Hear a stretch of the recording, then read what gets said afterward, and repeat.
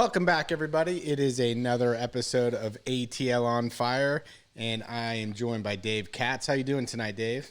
I'm doing well. How are you, Mikey Dobbs? I am great. I found an excuse to have a fire since it's in the 50s. It's 58 degrees here in Atlanta. Is the fire Frigid. behind us, Mikey Dobbs, or is it a fire within? There's a little of both. Okay. It's a bit of a fire at Atlanta United right now. All right. There's a lot to talk about. We're going to do a two-game recap of the Charlotte loss on the road and the draw at home against Cincinnati. When a draw feels like a loss, Dave, we got the inverse of it last weekend. So we got a lot to talk about. Unfortunately, we've got a lot of injuries to talk about. And Injuries? What? But before we do that, of course, let's talk some red wine. You brought another excellent bottle. What are we drinking? It's a J. Lohr. It's a Cabernet Sauvignon from Paso Robles.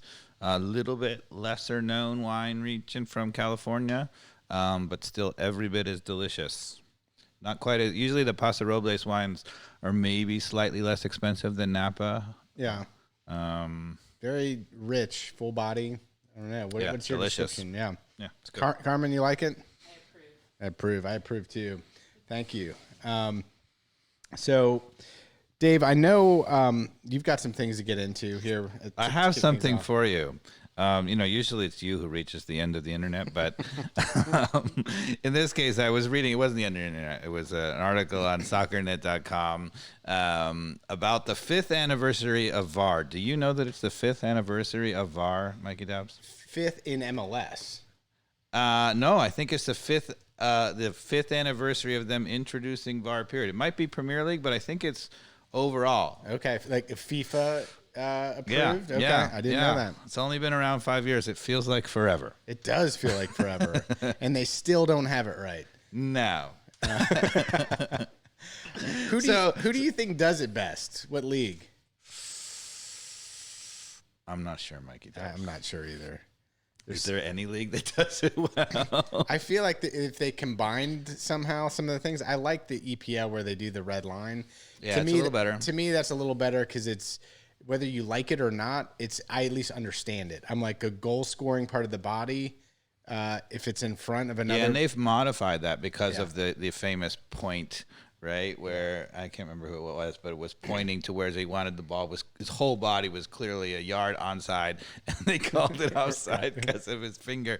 Yeah, we can't have that. But yeah, the other stuff they use it for is too inconsistent, like handballs, etc. They still don't know how to even call what's a handball. So in honor of the 5th anniversary of VAR, I have 2 trivia questions, and they're not really trivia, but they're impossible trivia. And 1 anecdote. They're really 3 anecdotes, Mikey Dobbs, but I just masquerading the first 2 as trivia. So anyway, in the Premier League, what is the only known goal to be scored after the game was over? Oh, wow. After the game was over, and this is during the Premier League era. Well, keep in mind the theme is VAR. Yeah. So it's probably going to be involved somehow. I just don't even know that I have a good guess It's here. 2020. 2020. So it's not that long ago. Yeah. I don't know, man. All right. Manchester United versus Brighton. Should have guessed it was a Man U game. The ref blew the whistle after the final corner, only to have VAR suggest a review for a handball, which was subsequently awarded as the players were leaving the field. They came back on the field. Bruno Fernandes converted the penalty kick for Manchester to win 3-2 after Brighton had equalized 90 seconds earlier. Wow. The only goal ever to be scored after the referee blew the final whistle, Mikey Dobbs. That doesn't seem like a good precedent to set, like especially if people have left the field. It's not good. All right. What else you got? Also Premier League. Who is the only player to ever be awarded 2 red cards in a single match, but not sent off? Ooh. 2 red cards in the same match and not be sent off. I would imagine it would have to be like somebody who's popular, because I could only see the ref making an oversight like that for somebody who's a top player. So let's go with Wayne Rooney. No, this is all again VAR, right? So this I is mean, VAR. I don't Sorry, even yeah. did Rooney even play in the VAR era? No, I don't think so. No, so- In the MLS, he did for probably Oh, DC, yeah, DC maybe, yeah. United, Right, but not exactly. not for. So let's go with boy. I'll give you a hint. It was a player for Liverpool. Ooh. So let's go Mo Salah then. No, it was Alisson.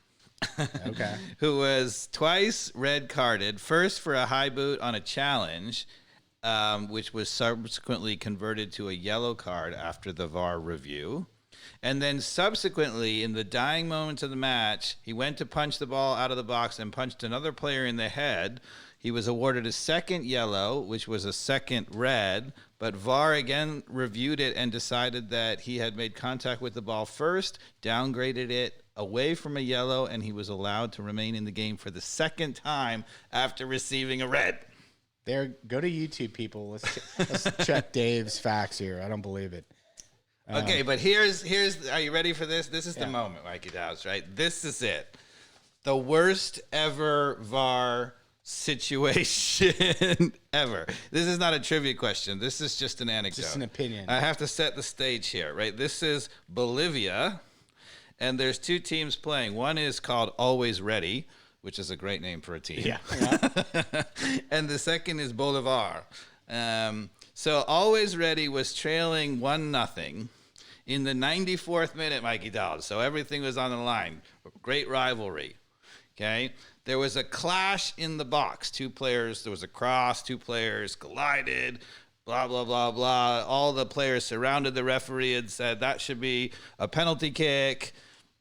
The referee was very calm and collected, was kind of saying no, whatever. Yep. Eventually, the referee decided to consult VAR. Okay. Okay, so the referee walks over to the side of the field to consult the VAR, spends some time over the side of the field watching the VAR, okay, comes out and signals for a penalty kick. Okay. You can imagine highly controversial because that would allow them to tie the game. It got even more controversial when when the Bolivar coach went absolutely ballistic and almost punched the referee, right, yelling that Bolivia doesn't have VAR. It doesn't exist. He says we don't have it in the league. To which the referee panics, points to his ear and says, "Oh, somebody told me in my ear," and still awards the penalty. So why would they have the technology on the field? No, there was no technology. The Oh. referee had come from other games that where they had VAR, had sort of assumed there was VAR even though there wasn't VAR in the league anymore, went over to the side, pretended like there might be VAR, and thought about it and decided to award the penalty based on a VAR that didn't exist. Okay. So, yeah, you were making me believe he went over to the screen, right? Which, Well, he went over to something. He stared at the sideline for a while. well, that had to have been good. What was he like over in the, one of the training areas looking at, one of the medical kits or something like that? So it has to be the only VAR awarded game tying penalty that was awarded without actually there being VAR. Yeah. So And they converted the penalty kick to tie 1-1. So what do you think, if you had to change one thing that they're outside of actually having VAR and using it when it actually exists, what would be the one thing you would change about the way that they're using VAR right now? Like, what would you take away? Because I think the offside thing is a great use of it. Again, in or out, did the ball cross the line? Is somebody offsides or not? Like, these are very measurable things. The stuff that is still subjective, I think that the referee should be in charge of. Yeah, I don't know. I don't really have such a strong opinion. What do you think? I think exactly what I said. That's it? I think that's it. I mean, Just allow a little more discretion just for the referee and not be so... yeah, and I think a lot of the egregious stuff, if it's like a really bad tackle or somebody does something malicious, that you could use it post facto and put big fines in and punishment. If somebody did something nasty, don't slow the game down unless if the ref didn't catch it himself. I find, circling back to the MLS, that where VAR has been the worst, is when refereeing in the MLS has been the worst, where they are enforcing the letter of the law and not the spirit of the law. So something will happen. A lot of times it's been a handball, which was totally unintentional, not really blocking a goal, not doing anything, and somebody saw it on VAR. Nobody even cared about it on either teams. Nobody would even know about it on either teams, and it comes back and there's a penalty or something like that. So one of the things I was listening to on, I don't know if it was one of the soccer shows out there that isn't quite as good as ATL on Fire, but they're talking about FIFA maybe changing some of the rules to stop the clock so that there's actually more minutes played and to try to, reduce some of the stalling tactics and things like that. So a little bit more like college soccer, right? When it goes out of bounds or there's a stoppage of play, the ref kind of does a little cross thing and they stop the clock. So I don't know what that would do at the end of the game that builds the drama. Part of it's trying to get rid of the totally, weird, is it 4 minutes or 8 minutes that get added to the end of the game? And that doesn't seem very fair a lot of the times. Yeah, no, I mean, I don't disagree with that. I guess my bigger concern is, what stops games from really just being killed by players just going down, faking injuries? Like, what is a referee to do about that? So I have a really strong opinion when it's not a clear like the player's not seriously injured, right? Like they have a cramp. Yep. They don't have a head injury. Right. You bring a stretcher out, you drag them off the field, and you continue play.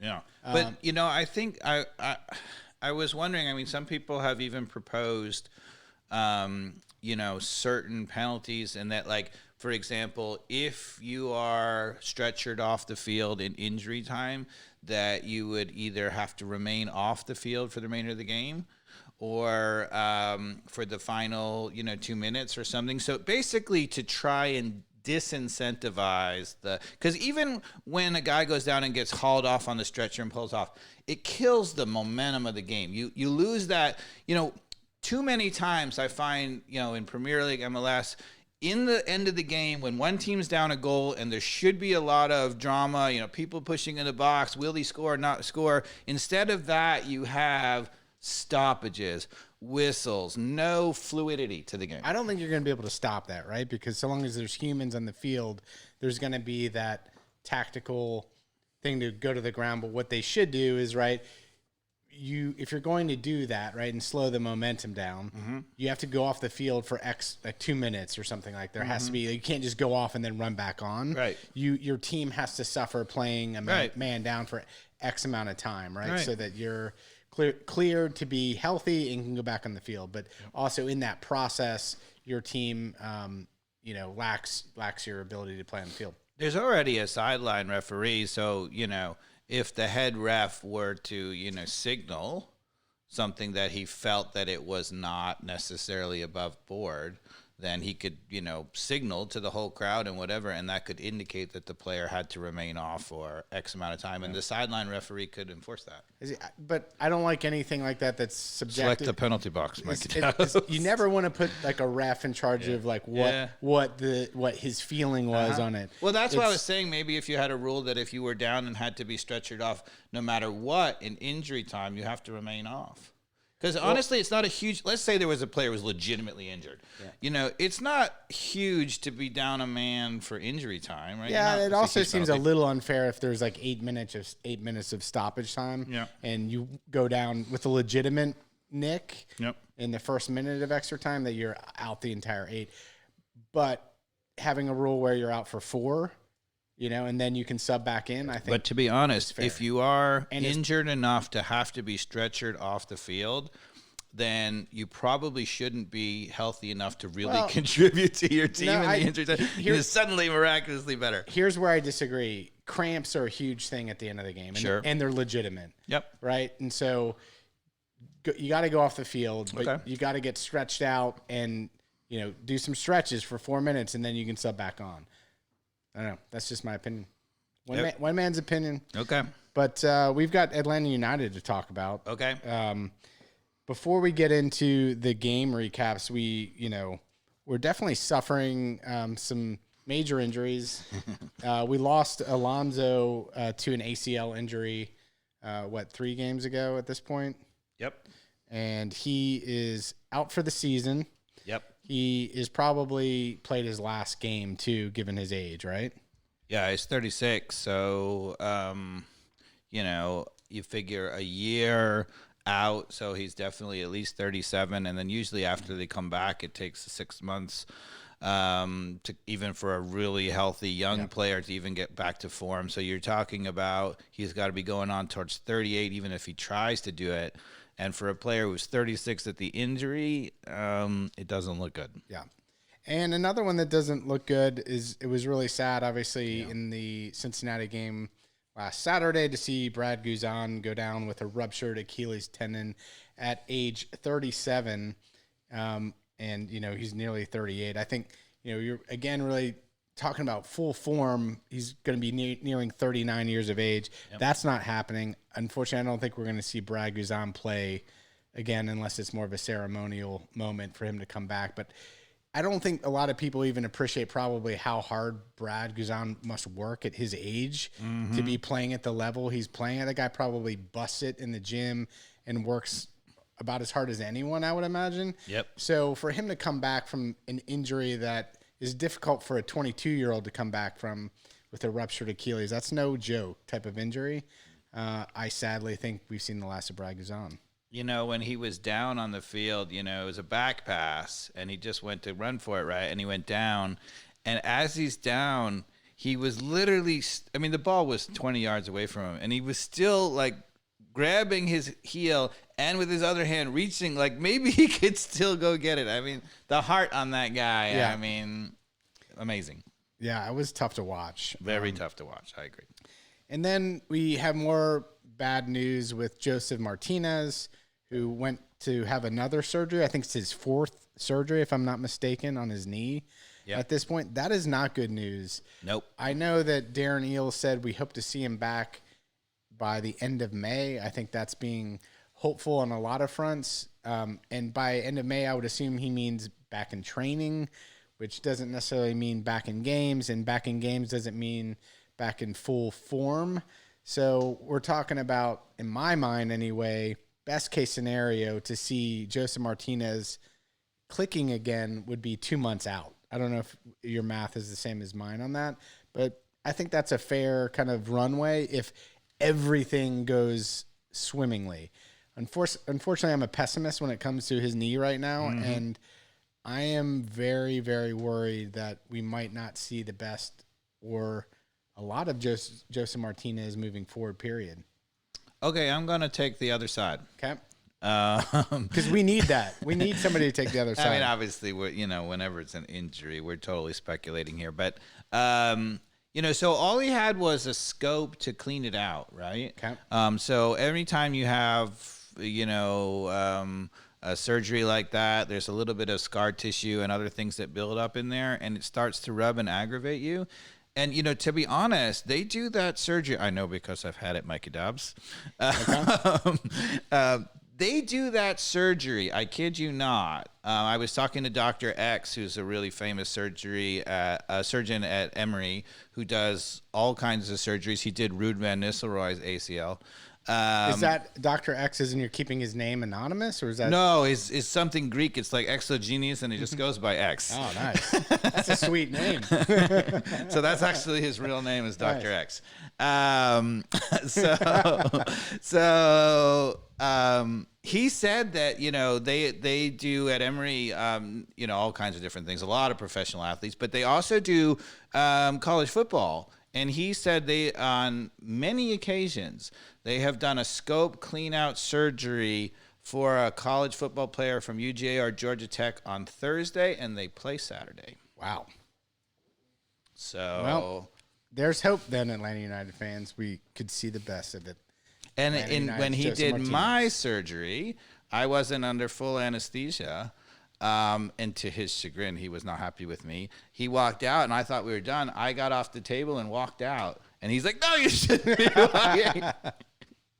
So, yeah. All right, good. I love a little bit of sunshine on the king there. Yeah. So Brad Guzan being out, leaves us our second string goalkeeper, Bobby Shuttleworth.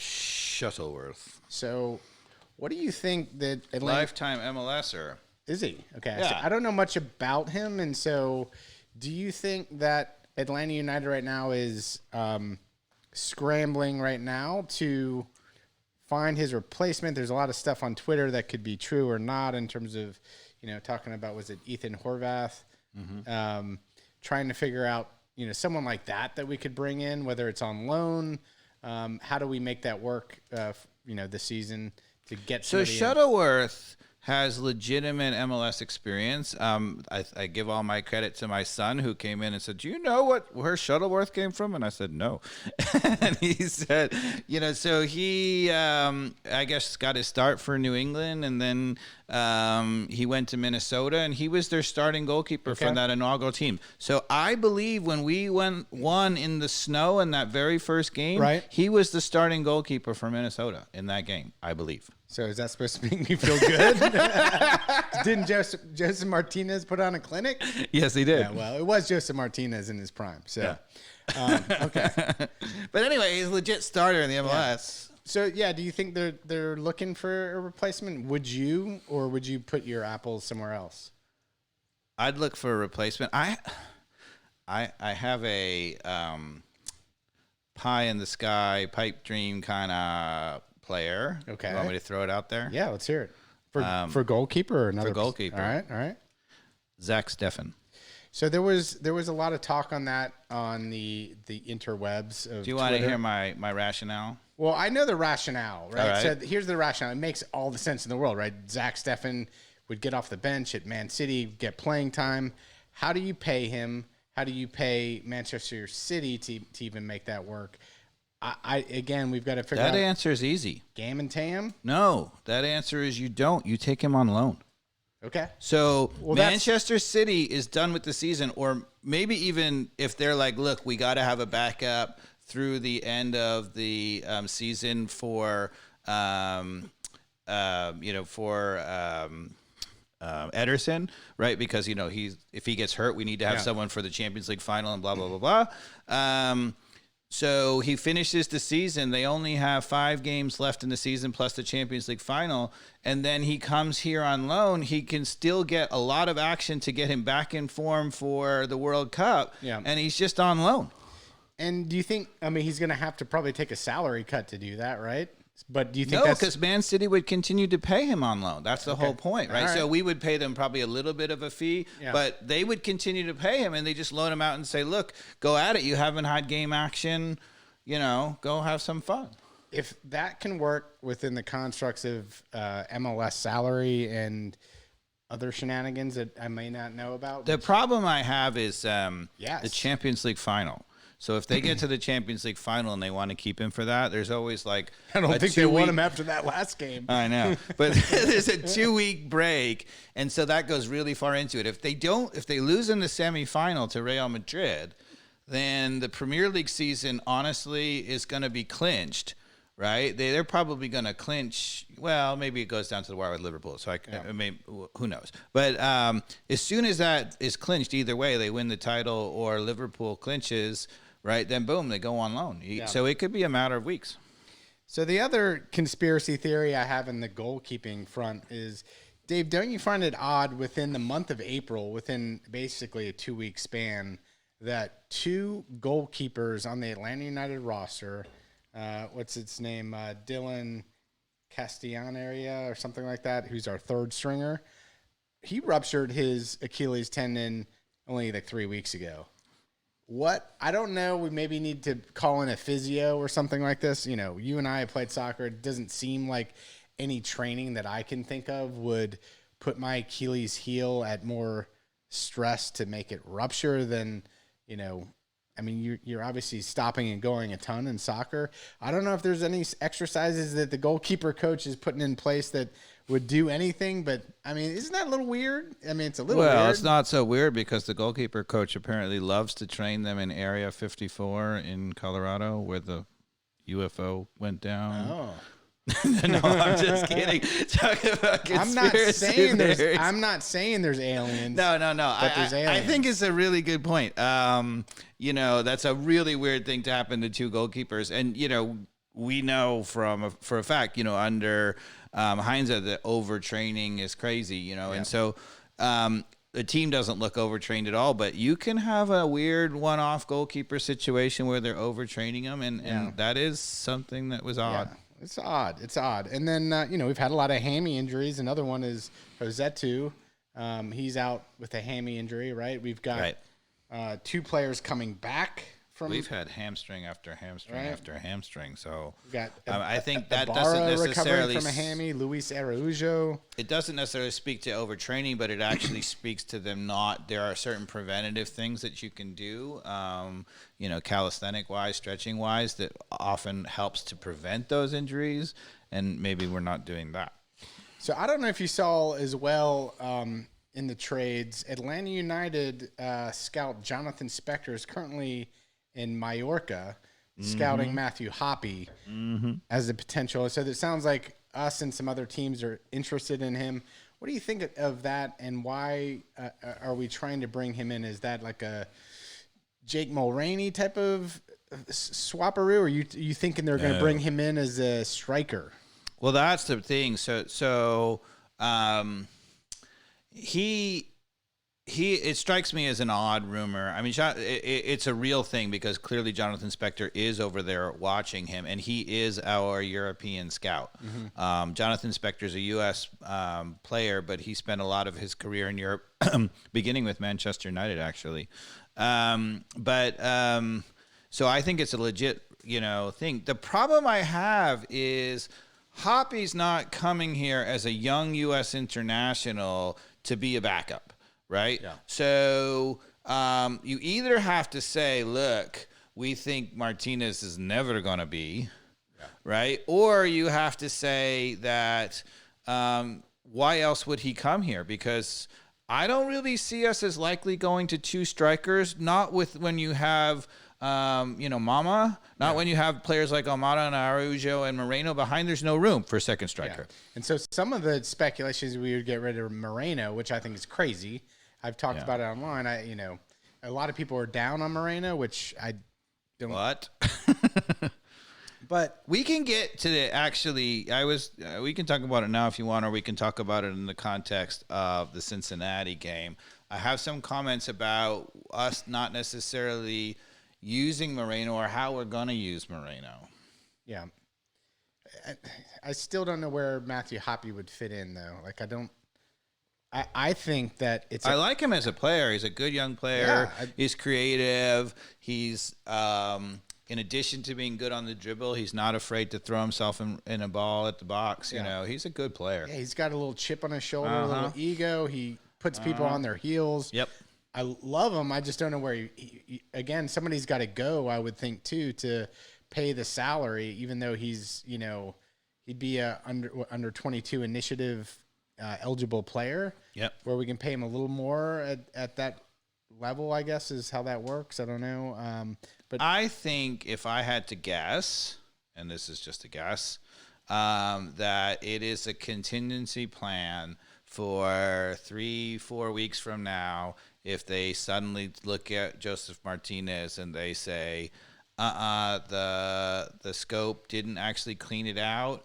He's still experiencing pain. He has to go on season-long injury reserve, and we need a full-time player. I think that's what that is. Yeah, I agree. And, again, that's where I think while I want to believe Joseph Martinez will recover, I think even the front office knows the stats on that and are playing a little bit of backup. So yeah, it's always good to have a plan B, Mikey Dobbs. It is, but it's hard. We never have a plan B. But it's we don't. We just wing it, and yeah. Okay. But all right. What else? Anything else player wise before we get into maybe the Charlotte loss on the road?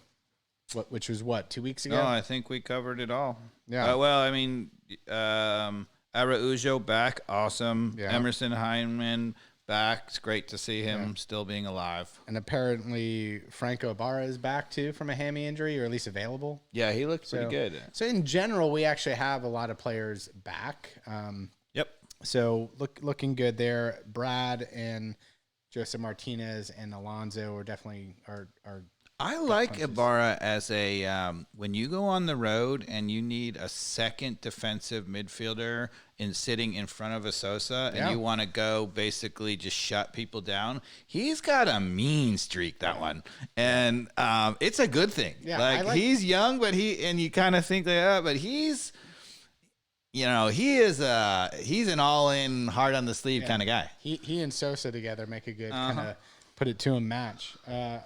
So we lost. Sosa's kind of like the champagne of that player, and Ibarra is a little bit like the champagne beer of that player. The high life, yeah, like exactly. the high life of, yeah. So we lost to Charlotte. That was disappointing. Dave, did we really? Dave, I was on a Disney cruise on like. How is that possible? Aren't they an expansion side? I know. I don't know how it's possible that we barely beat them 1-0 the first matchup, but then we go to Charlotte, and I have to say, if you go back to the clips, I said that I really didn't think that Charlotte looked like a terrific side. The players I just didn't think were up to snuff. Mm-hmm. They have added 2 players since then, and they're both good. But the one thing I said is that I thought the coaching was really good. And I thought in this game, the coaching is even better. That guy can coach. Why didn't we get him? I mean, man. We'll have to get to Pineda at some point in this podcast. But, you know, again, I was just saying I didn't watch the game. I was on vacation, enjoying the Bahamas, and only was able to watch the highlights. I could only glean a few things from the highlights. So I'm going to let you riff. One of the things which was my observation, was your last rant in the last podcast about our corner kicks is still an issue with us getting scored on an Olympico. I know you've got some quotes from Brad Guzan. Well, let's just say it right now. Yeah, let's do it. Brad Guzan, after the game, about the corner kick. They took it well, got caught in the wind. I got caught on the front foot, and it went in the top corner. The way we defend corners is zonal, Mikey Dobbs, is what he says. It's not unheard of for teams to put. It's not unheard of for teams to put in and around the goalkeeper. Yeah. Well, first off, yeah, he'd be the first to admit it was a shambolic goal to give up. He stepped, and at that point, you did see the ball get some momentum from wind or just a good curling cross. And Brad, I think, got some fingers on it, but at that point, it was the first time to me that he looked really old. Yeah. So. Yeah, he was that half a step behind. I agree. It didn't look good. It was just foreshadowing, Mikey Dobbs. Foreshadowing. So, like some kind of Stephen King thing. Then the rest of the game, I again only watching the highlights. Almada again looked like the class. The only one that I would say, oh, that guy looks pretty good on the field for Atlanta. The guy who I said in our podcast intro, why did we sign Dwyer? That was the perfect example of why did we sign Dwyer. Almada slotted him a couple times. One, he's offsides. We'll get to it in a second. The other, he should have scored, didn't even put it on goal. You want to hear what I had on my notes? Yeah, let's dive into maybe some highlights too. At least Pineda brought off the worst 2 players, Sadic and Dwyer. Yeah. They were the first 2 to come off the field. Sadic, let's just say he's awful offensively. He never really makes great passes forward. He often slows up the counterattacks to play a side ball. And he's awful defensively. He's almost always out of position. He fails to track. And when he goes into tackles, he's pretty soft. Reckless. He's reckless, too. When right? He does it. Yeah, he looks completely out of place. Multiple times he's given up the ball in bad situations, not just by making a bad pass, by even trying to do the wrong thing. I don't know if you recall, I always point out New York City FC last year at home, the game that cost us the home playoff game. I remember we gave up the tying goal with, 3 minutes left. He's dribbling on the top of the 18, and he tries to play a delicate pass through 2 guys. Just put your boot through it. Yep. Anywhere will do, Mikey Dobbs. He's one of my least favorite players on the team, and that's nothing against him. But just it's hard to watch. He looks completely out of place and should be sold. It's the first time I've ever said that about an Atlanta United player. Well, there we have it. And I don't know. What else do you have to say about the game? You want to walk through some highlights that Yeah, the only thing up? I'll do before we jump to the highlights is that Sosa, class. I mean, his ability to pick out the right pass, even when it's simple. And then there's a play in the second game that we may or may not get to where we got a great chance where everybody thought he was going this way. The coaches are always, it came from that way, it should go that way. And he was like, nope, I'm going to reverse it right back to the where it just came from.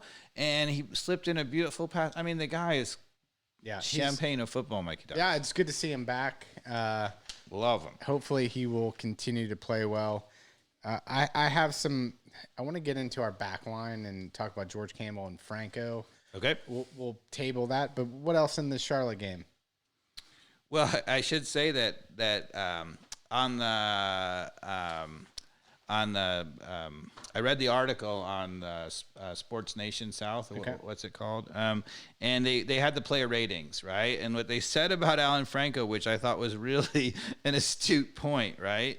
So he played they said he played an hour and honestly didn't have much to do. He was only involved in one duel as a center back in a back three, which makes one wonder whether Atlanta couldn't have just dealt with Charlotte's two forwards by playing four. There you go. I could not agree more. There you go. Okay. Is that Dirty South soccer? Yeah, Dirty South is what I could. Well done, boys. Thank you. Gals. Yep, well done.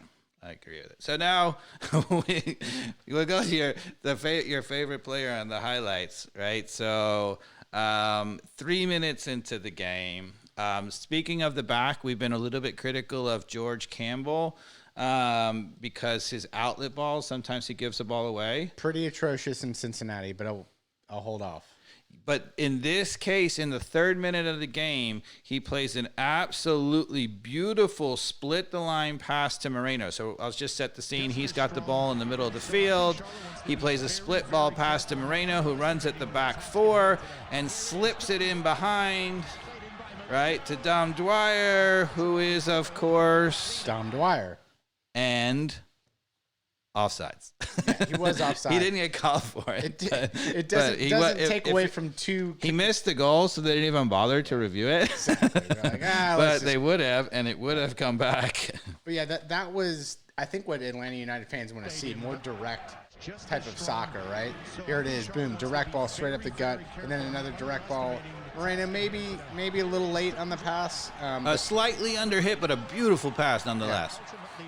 Right? Yeah, and we saw one later from Almada to him as well that Dwyer could not. Yeah, I think that's where we're going. Do his job. Let's go there. Let's go there. 22nd minute.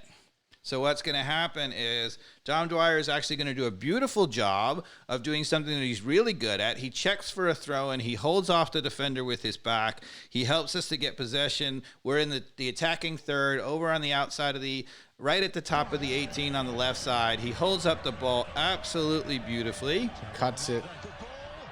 And not even on goal. So the ball goes, he plays to Almada, who slips in an absolute beautiful ball. Now, if you pause it for a second right there, right? So Almada's going to get the ball, and there's two guys on him. He's under a ton of pressure. Dwyer's like, how can I help you? And Almada with the beautiful vision, and this is what I tell my players all the time. Sometimes if you don't know where to go, if you have ability to slip it through anyway. If you lay a ball delicately into that space, sometimes your player will just be the first guy to react. And I think that's what happens here, because Dwyer should have been making a run. He's not. But after Almada plays a delicate, gorgeous ball slipped into the box, Dwyer's like, oh, I can get on the end of that. He runs by his defender, gets on it first, his favorite left foot, and where does he hit it? Not even on the frame. Not on the frame, Mikey Dobbs, for a throw-in. He shoots it at the 6-yard box. No, it's not a throw-in. It does. I swear to God, it's not on the highlight clip, but it went for a throw-in. That is not a throw-in. I promise you. You want to make a bet? I have it recorded at home. I will send it to you. All right. It goes all the way out for a throw-in, people. That angle must. I couldn't believe it because it looked. Yeah, it had some really curve on it. It looks like it's going out, but it curved and made it all the way out for a throw-in. Yeah. Okay. Why did we sign Dwyer? I don't know. Well, Do you what? know? I don't know. We signed the other guy, Cisneros. Cisneros. Yeah. Something like that. Cisneros. Yeah. I don't know how to pronounce it, but that's how you spell it. Who started in the Cincy game. All right, what else in the Charlotte game? Yeah, finally in the 25th minute, there's an amazing quick free kick. Almada, again, is so quick thinking. So there's a foul, and he just walks up to the ball, puts it down, and plays it out to Gutman, who's wide open, and walks straight in on goal and has the shot saved. Gutman seems like he's got some problems finishing. Maybe.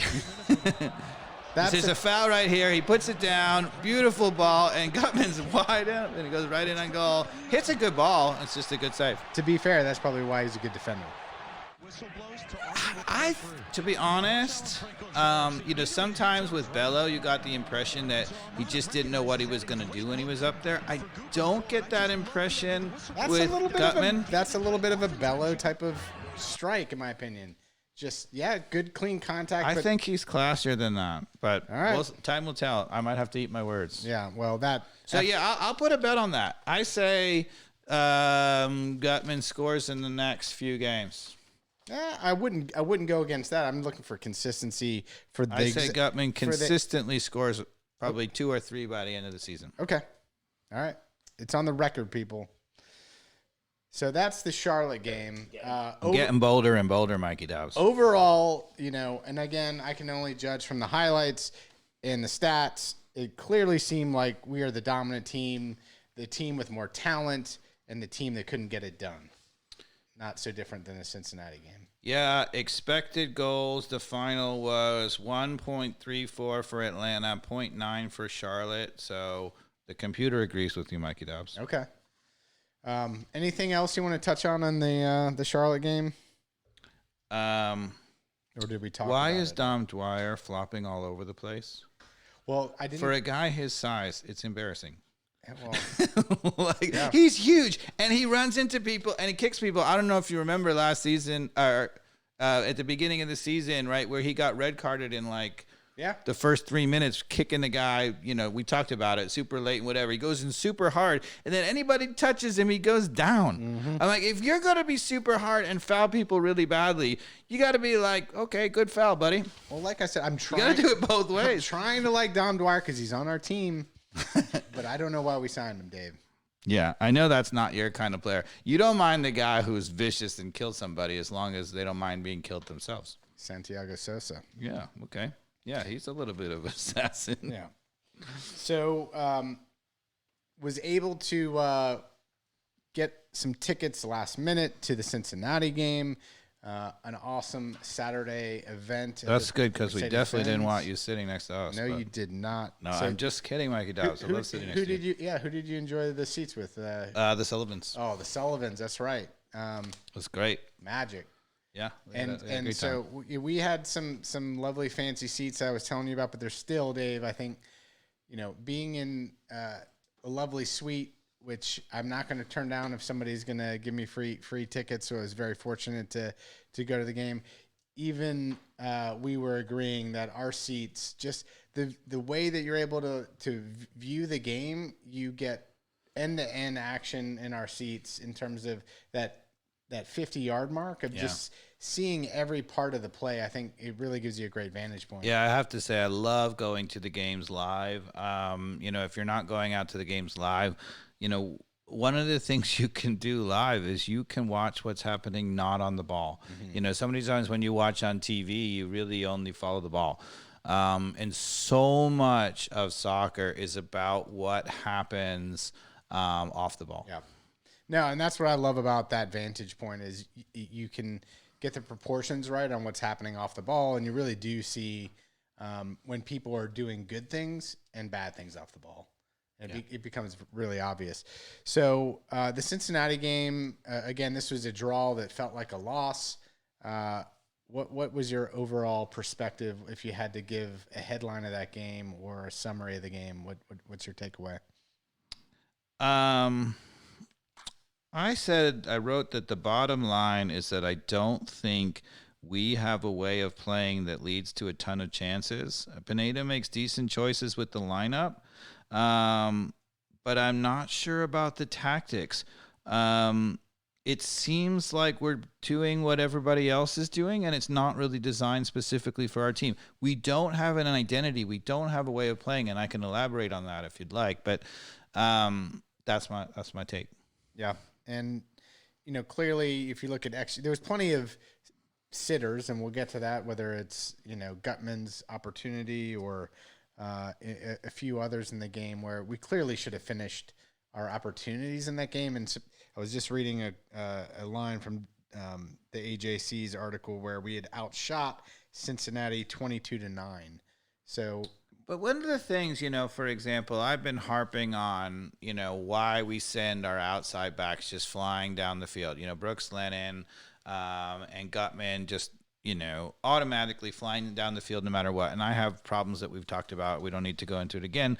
But here's the thing, right? So sometimes, obviously, when you do that, they get open, and it's good. And we've had some success. They've been wide open. And even Pineda was talking about how I loved how we used those spaces. That was the open spaces, okay? Here's my problem, and here's what I'm talking about, not an identity. So, like, in the 6th minute, Gutman gets the ball beautifully. He walks into the 6-yard box, and he slots the ball across. There's nobody there.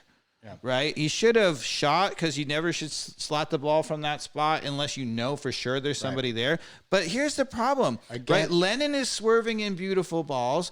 Like, Gutman's getting down the thing. That's where we're open. And the problem is there's only one guy in the box. It's Cisneros, who doesn't look like he's the kind of guy who wants to go attack a ball in the box. He looks much more like a guy who wants to be played through and run through. So, okay, great. We're getting all those guys. They're doing things that they're really good at, except for there's nobody designed to finish those plays. Who should have finished that play is Gutman, which is what I was talking about in the Charlotte game. But my point being that why have a system that tacks down the flanks to get crosses mostly, and then sometimes maybe you'll get all the way to goal, but mostly you're going to get crosses when the team is not meant to finish crosses. Gutman is a professional at that point. There's no cross there. You put that on. I agree completely. Put that on the frame. But so what's our identity, right? So you talk Liverpool, that they like to press. You talk Man City, they like to have lots of players interchanging, right? Some teams like to sit back and counter. When we were with Almiron, his job was to be that guy and to lead breaks. We were trying to get out in the flow. Yeah. What's our system? What is the thing? What's our plan A? Do you think have we had enough consistency with who we want to start and finish the games to develop that identity? Do you think that's fair yet? Yes. You do? Okay. So if you were to say what should our identity be given the talent on the field, because I do think we've had enough of, whether it's Almada on the field, Moreno, Martinez, Araujo has actually only played 42 minutes, which I didn't realize since I forgot how early. He got injured so quickly. Yeah, so he's only played 42 minutes this season. Moreno is clearly he's fighting something, right, in terms of some sort of. He had a nagging toe injury, is what Moreno, it was. Martinez obviously had cartilage issues in or needed something cleaned out of his knee. Sure. So, there are some health issues with, people not clicking as well. So, but if you look at this team, right, where are the goals going to come from, right? The goals are going to come from Moreno, Almada, Araujo, who like to run at gaps, and there's also going to come off of them. So if they get in good spots, they're going to feed it to someone else who's going to have an absolute sitter, right? It's not going to come from pumping down the wings to Lennon and to Gutman, right? Those guys should be in support when we first. Plan A is to go through the middle with speed to Almada Moreno, and then later, if they are getting close, everybody cuts in on them. Now go to plan B, which is those outside guys. But what we're doing instead is plan A is those guys go forward. We use them. We often bypass those guys. We're also not really playing the ball out directly and quickly. We often settle for square balls. But, I don't know. Shouldn't we have a little bit of optimism given Araujo's back? He's only played 42 minutes. Joseph Martinez didn't start a lot of the beginning games. We saw a lot of Tyler Wolff, right? Yep. At the beginning of the season. So there's been no ability for the team to gel. Almada, boy, I can't wait to see him and Araujo, like finally in Moreno, get a little bit more time on the field together. They just haven't had it, right? So shouldn't there be some optimism there? And I don't know what this Cicernos guy can provide. And if they're doing their thing and he's the type of player that can have good movement up front and sneak behind, like you said, with a good run, and Dom Dwyer thankfully isn't on the field, I'll take whatever. I don't know. Like, there's a little bit of optimism. And then, Caleb Wiley, boy, how about that run in the Cincinnati game? Yeah. What I would say is I have optimism just because the players are so good. Yeah. I have really, really enjoyed the players. Cisneros fits the system because, again, I think you want to be slipping balls through. He's the first backup striker we have ever had who has pace. He clearly looks like he really has pace. So if he gets behind someone, they're in danger. And so we need to be playing Man City football. Yeah. Right. And Man City football it's an organization behind, right? And it's totally interchanging up front. And when you lose the ball, you have a defensive midfielder who is first to react to make sure they don't make it easy. And you got our back four really up the field pressing to win it back. We have a back four that's good enough to do that in MLS. They can, Miles Robinson, Campbell, Gutman, they can all win the ball one-on-one at midfield. Right? They have enough pace to get in behind if they just kick it over the back. We need to have our back four up. We need to have much more interchanging, and it needs to be faster. So with Araujo back, are we not going to see Lennon up the field now, and we're going to see him playing fullback? Again, I think that I like Ronald Hernandez. Yeah, the answer, I mean, they're down on Ronald Hernandez because he had a terrible, terrible game, but he had a terrible game because presumably somebody told him to pinch in. And if he was doing it that himself, then the answer is to say stop pinching in and go wide. And if they were telling him to pinch in, the answer is to stop telling him to pinch in, right? It's very simple. Because one-on-one, he's not a problem, right? Yeah. It was just his positioning was so terrible. Yeah. So but it leaves me wanting, because I like Hernandez to be on the field, and I also am not a hater of Brooks Lennon. I think there's a lot he can offer in terms of productivity on the field, but if I had to see somebody bench, it would be him in the situation where Hernandez plays.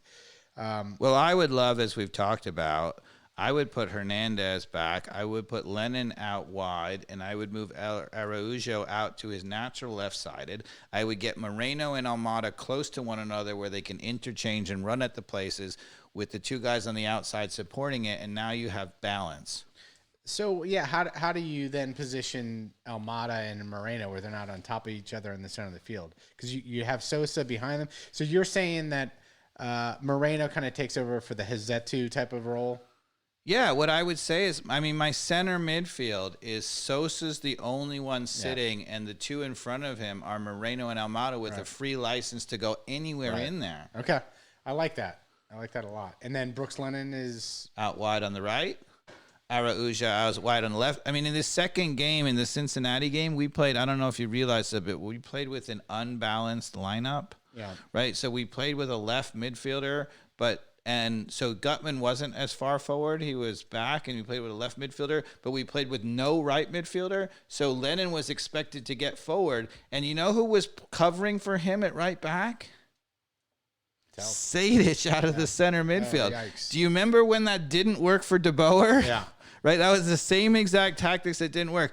Why do coaches feel like, oh, I'm going to get my best players on the thing, and, Lennon will have all that gap or whatever? I mean, simplicity. At the end of the day, simplicity. The new Manchester United coach, Ten Hag, who's the Ajax coach, he's talked about one of the key to all football is knowing when you're going forward what the guys in the back are doing with positioning, so that the moment the ball turns over, everybody knows their role, and it's already the easy options are marked up.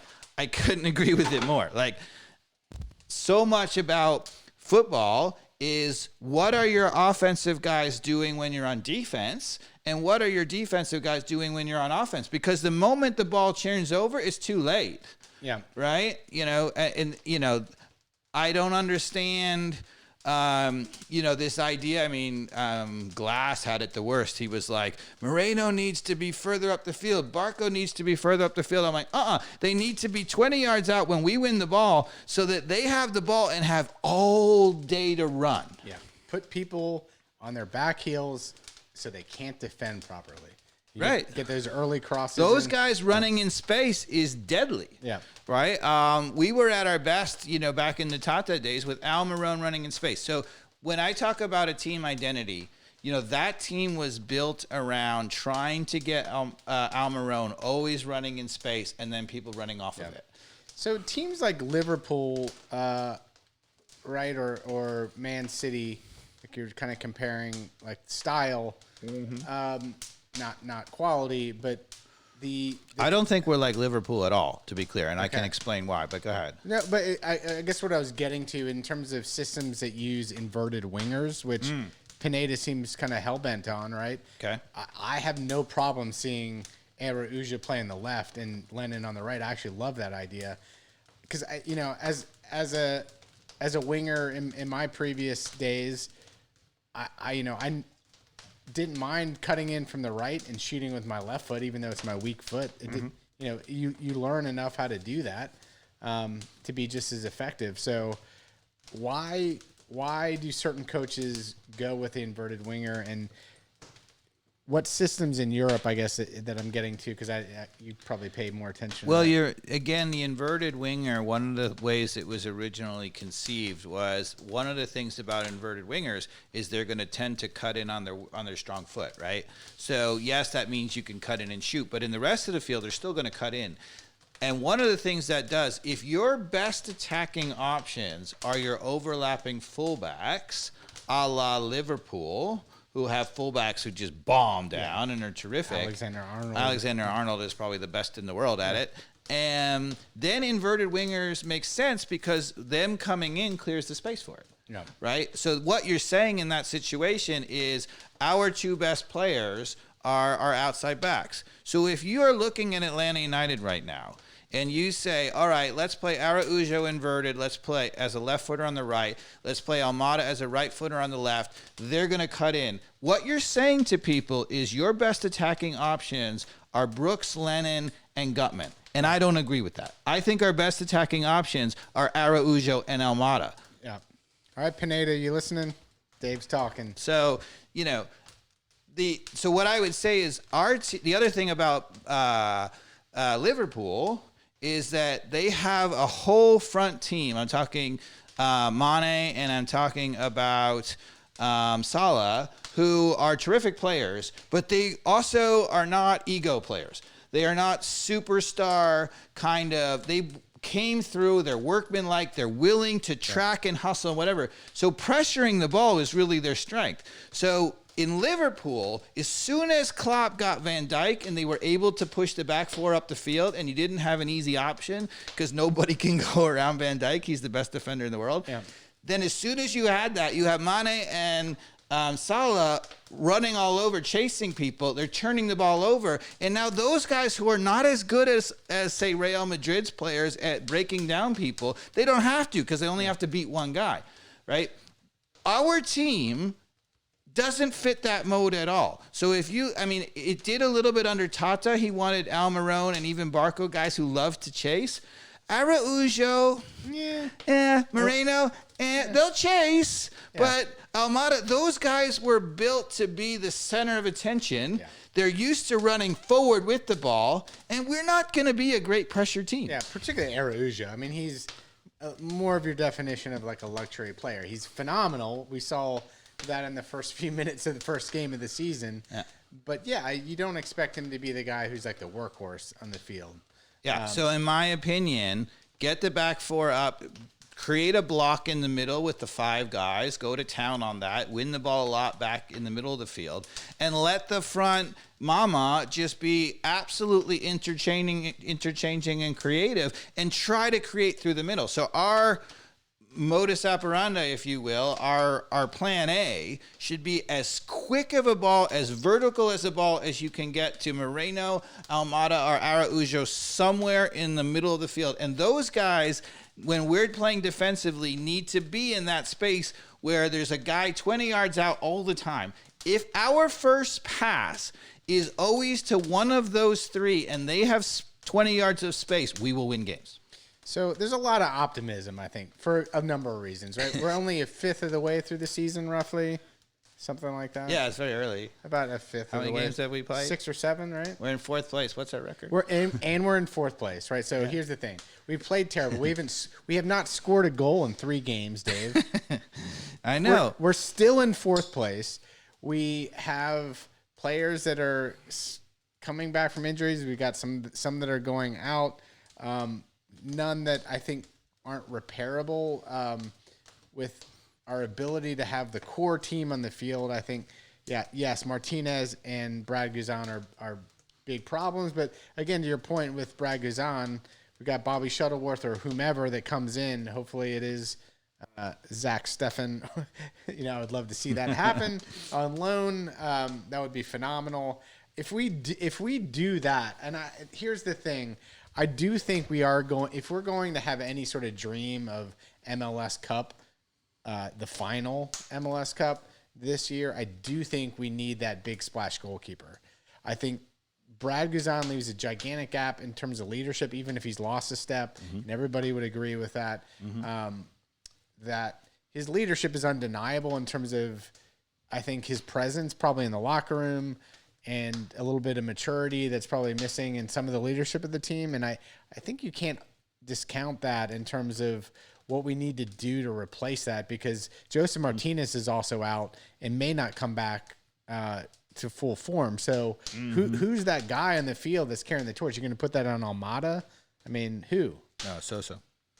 Yeah, okay. Sosa's clearly the leader on the field. I like that, but I don't know if that's enough. He's young, but I'd put it on his shoulders. Okay. I'd ride that I don't know all the way to the championship. I think that's nice, but I don't think that's enough for an MLS Cup win. Okay. One of the things I'll say is,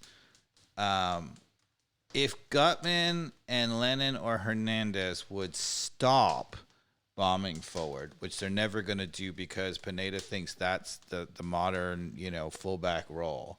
If you look at our team is not built to have, those guys bombing forward. Our team is built around the interchanging of Moreno, Almada, and Araujo. Right? That has to be it. So if those guys would stay at home, occasionally get forward, right, to support or whatever, but if they would stay at home, and instead of every time we lose the ball, them having an easy option, they were now fighting with people to win the ball at midfield. We were getting it back and giving it back to Araujo, back to Moreno, back to Almada. It would be relentless. We would have control of the whole game. Those guys, to be honest, they don't need Gutman and Lennon forward that much. Right. Okay. I agree. And the thing is, that's my point. We haven't really seen, other than the Cincinnati game there towards the end, those 3 have not been on the field together. I mean, there were times that we talked in the Tata era that all he was doing was making the back 4 sort of just good enough and simple enough and just let the front players play, right? And in those cases, it was Villalba and Martinez and Almiron interchanging, and it was enough. It was deadly. If they can get out on the run, right, and you can win the ball back, then go for it. So, what do you think of the roster right now? I'm just looking at this. I typed it out here. We got Gutman, Alex DeJean, Bryce Washington, Miles Robinson, Alan Franco, George Campbell, Hernandez, Lennon, Mulroney, Sosa, Ibarra, Ambrose. Alonso's out for the season. Hyman is back. Sedic, we want to sell. Josetu's out for a couple weeks. Especially with Hyman back. What in the world would you possibly... Almada, Wiley. What happened to Chol? Chol is still on the team, but he plays mostly with the twos, right? All right, we got Moreno. Martinez is out for probably 2 months. Cisneros, keeps saying that wrong. Araujo, Dwyer, and Bobby Shuttleworth. We have 2 of the other backup keepers out. Shuttleworth. Who I don't know. Do you want to dive into any of those players that we even talked about? What about Wiley? How about his run into the box? Wiley, he looks every bit of 17, right? Fearless. Yeah. Loves to get out and run. Left-footed, quick, good feet. Honestly,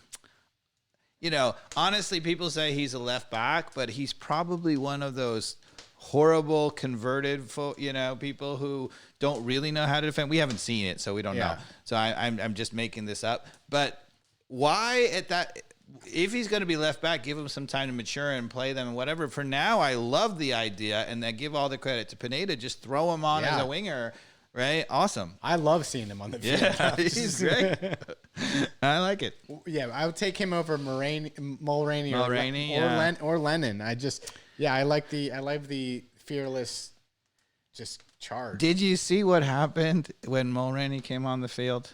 No, I missed it. So Mulroney came on the field as, the 80th minute. It was pretty late. We're looking for the goal against Cincy. It's still 0-0 after missing the penalty kick, right? He puts him on at right midfield.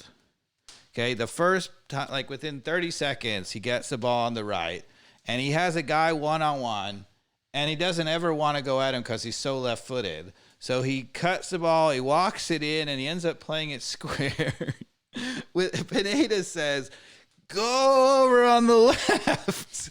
He took one look at it and switched him, which I've been saying all along, right? Mulroney on the right is the most worthless thing ever, because what is Mulroney's strength? I mean, again, as a coach, you have to say to yourself, okay, what does this guy can do? Right? Mulroney is limited in terms of creative, but he's strong and speedy. Yeah. Right? And so he is built to run at spaces, to run at a guy, right? Every time you see him yes, he had that one inverted goal that was deflected off somebody.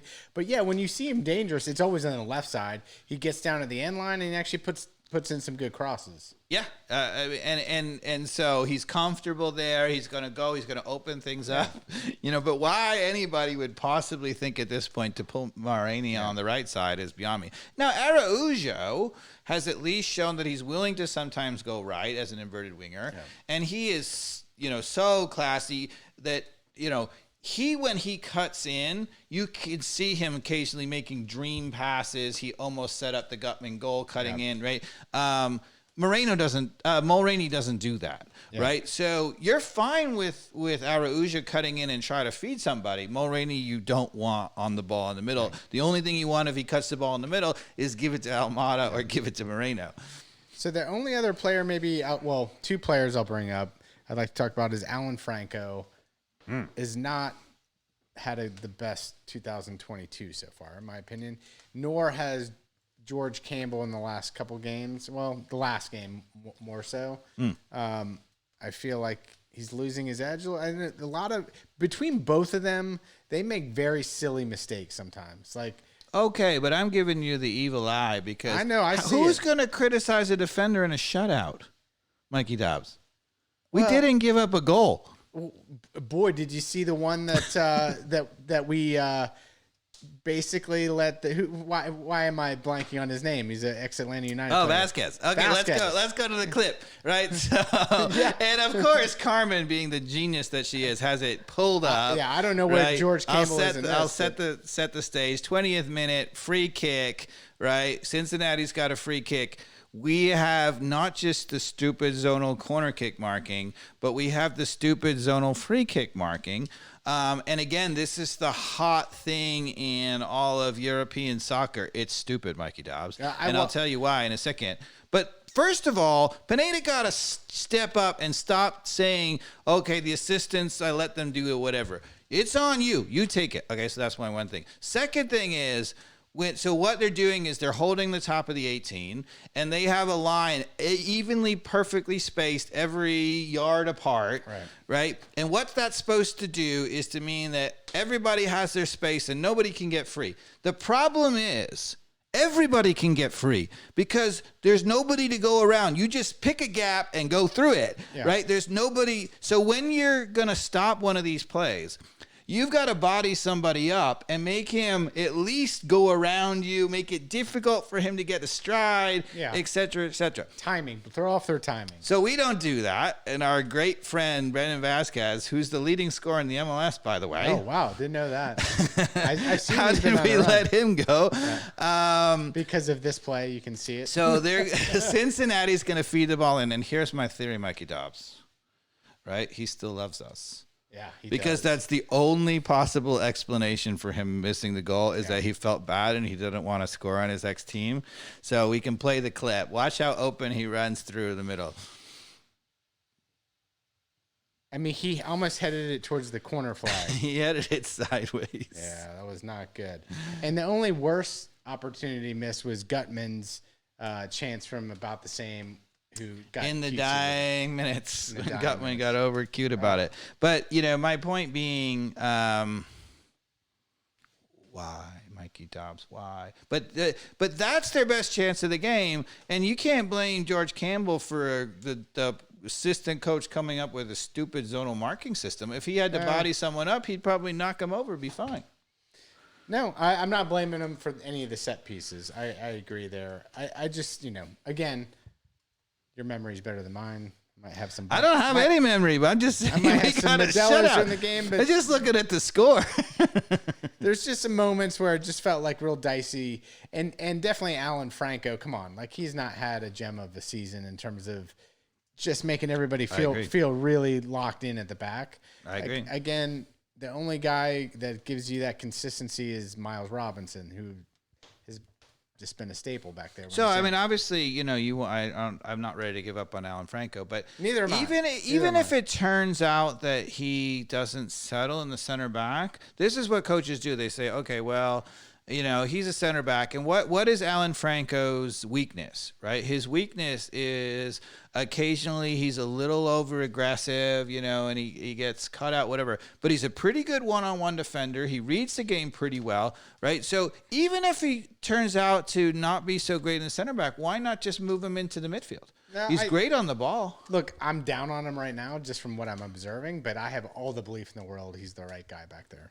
Yeah, certainly between Alan Franco and Campbell, we have a solution. Yeah, I mean, I'm being critical because I feel like they have both of them have not had good moments in the last handful of games. But you should be critical of the offense, Mikey Dobbs.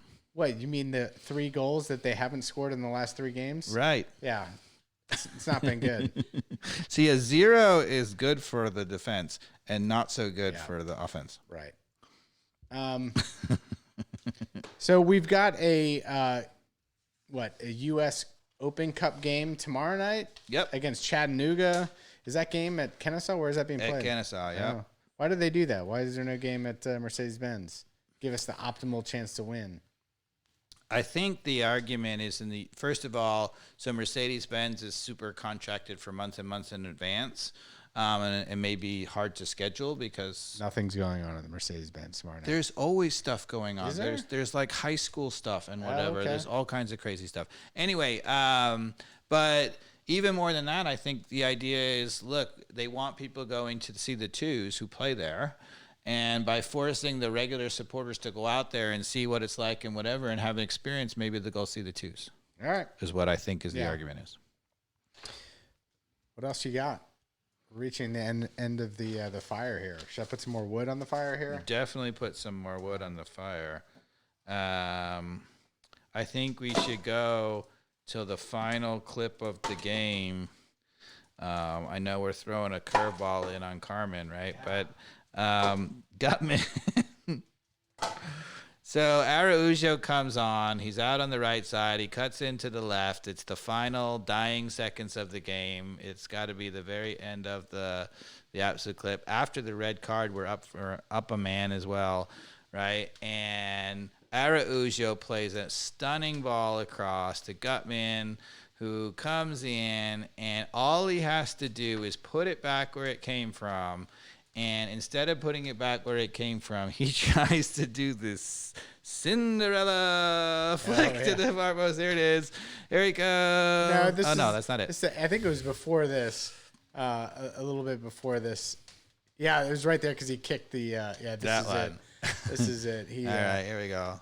It's a beautiful ball by Araujo. He's wide open. He's dancing Cinderella. I mean, he literally, you know the ones you see on YouTube where you hit it with your butt and put it in with your butt. Anything would have done. He could have just run it into the goal. Yeah. Just a butt shot would have been better than what he did. I mean, I always tell my players that when the ball is coming across, put it back where it came from. So if the ball came crossed in from the right, you just take your momentum and put it back, because the goalkeeper is always coming across. And even if you put it a foot to his side, he can't react like that. That's the easiest thing to score. If you try to open up your body, you've got to perfectly time it, and your tendency is to miss wide just like that.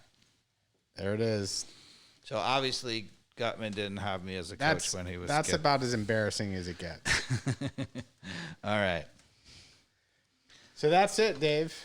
What else we got? So, I mean, all right. So let's say, we're a third of this way into the season. We talked about how, it was not going to be good because of all the injuries. We got to win ugly. In your opinion, did we do so? We're still in fourth. We're still in fourth, right? So, again, that's where I'm optimistic. Does that say anything about us or something about the league? It says a lot. It says a lot about the league, honestly. I mean, it just doesn't say the league is terrible. It says there's so much parity in the league, right? But